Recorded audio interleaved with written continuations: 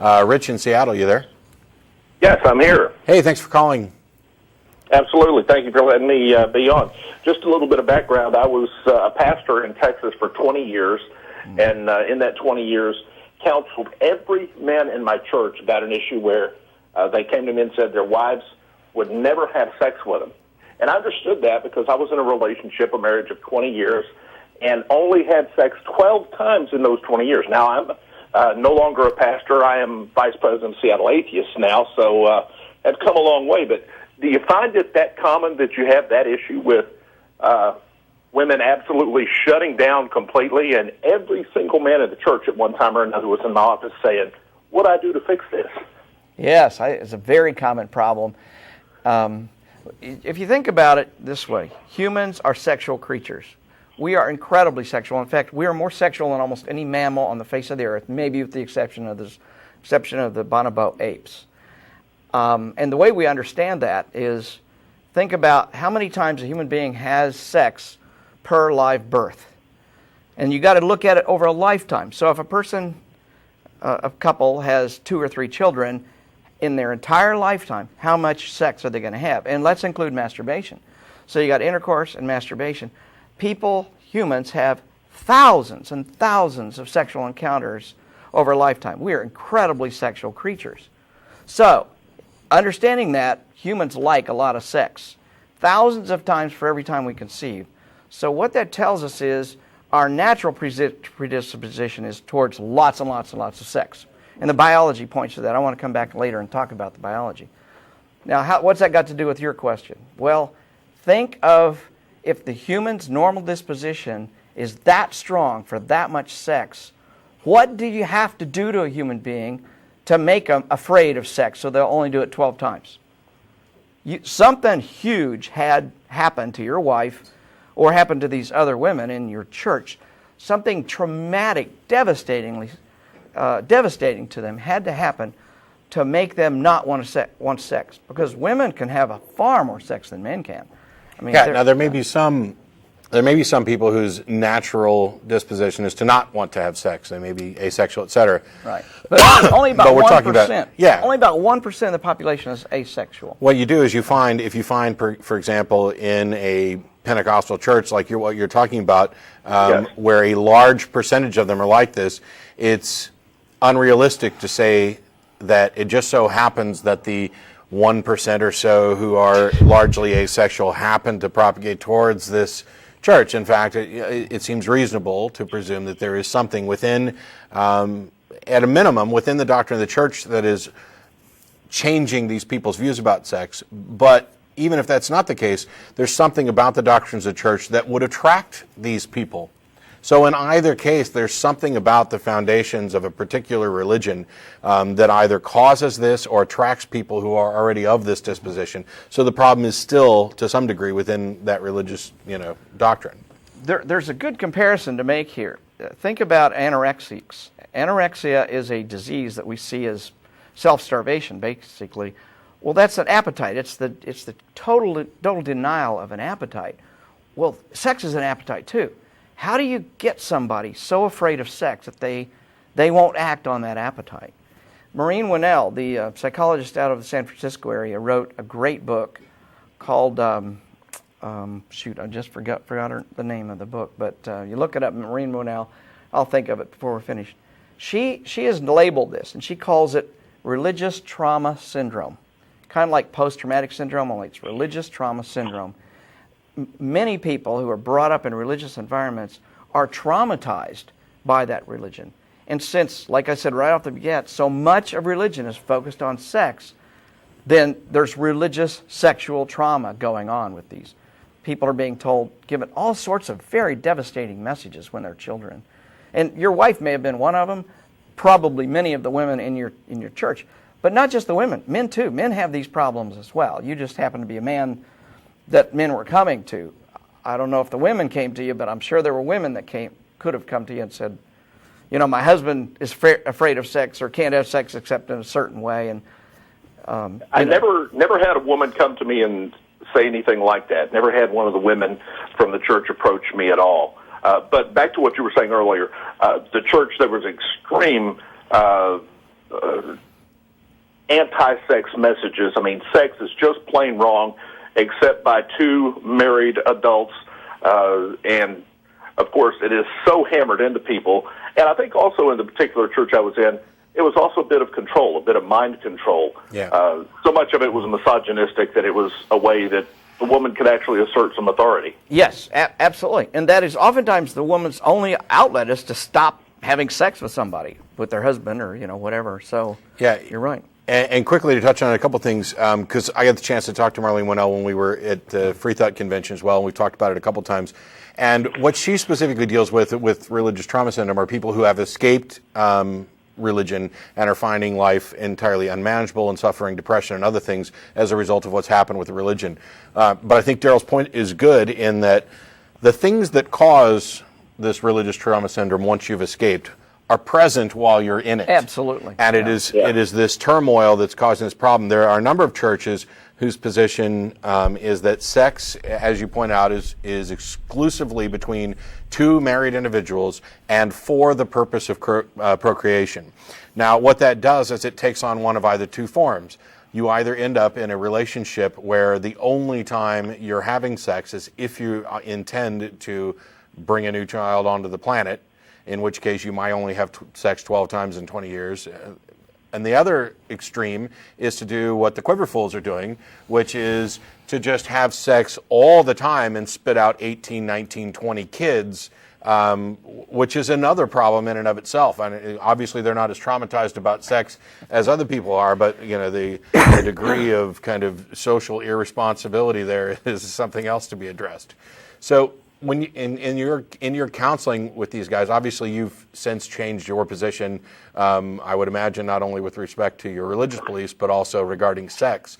But yes. while you were working there and counseling those men that came to you, and you were in a similar position, how did you deal with that? That was very difficult because, as you mentioned, I was in a similar position, so I couldn't say, okay, here's what you have to do that'll fix it all up. We took the traditional power-proven religious approach of, brother, let's pray about it. Yeah. And, that didn't help them any more than it helped me at all. You mentioned Marlene Winnell. Do you mind if I plug my podcast? Because I also Sure. deal with cult recovery and some of those issues. Go right ahead.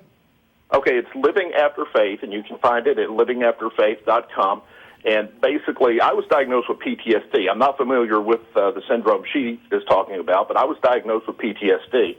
And in the last 5 years have come through a lot of stuff. And basically the focus is talking about how you can live positively after you come through this and how to get through it. Yeah.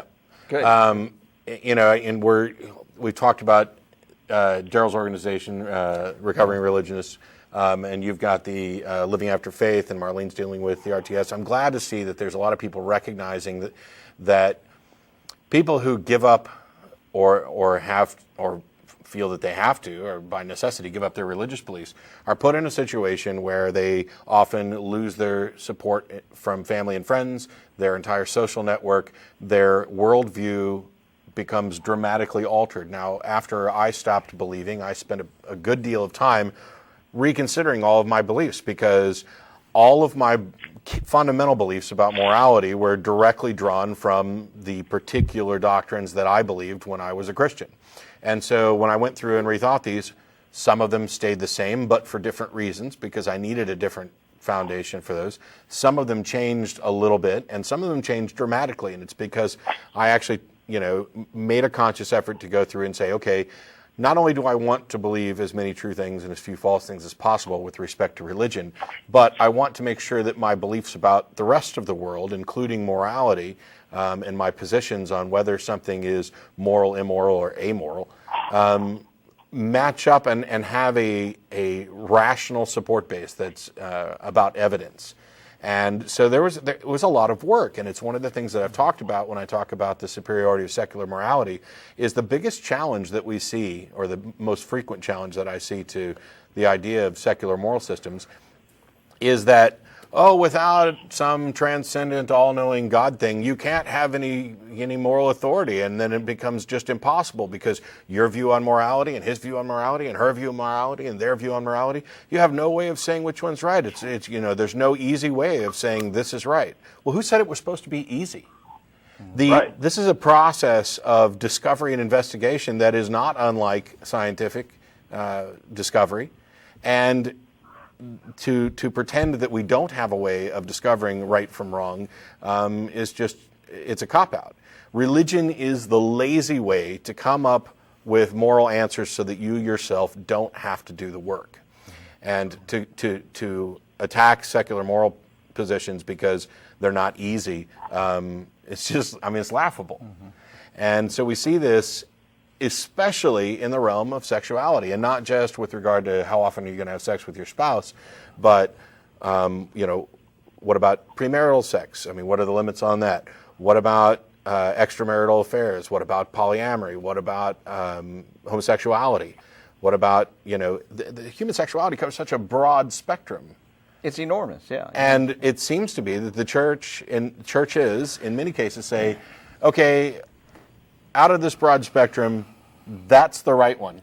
Yeah, but if you think about most of the religions we're familiar with today are dealing with 2,000 and 3,000 year old ideas about human sexuality. They have no idea, no conceptualization on the biology and physiology of human sexuality.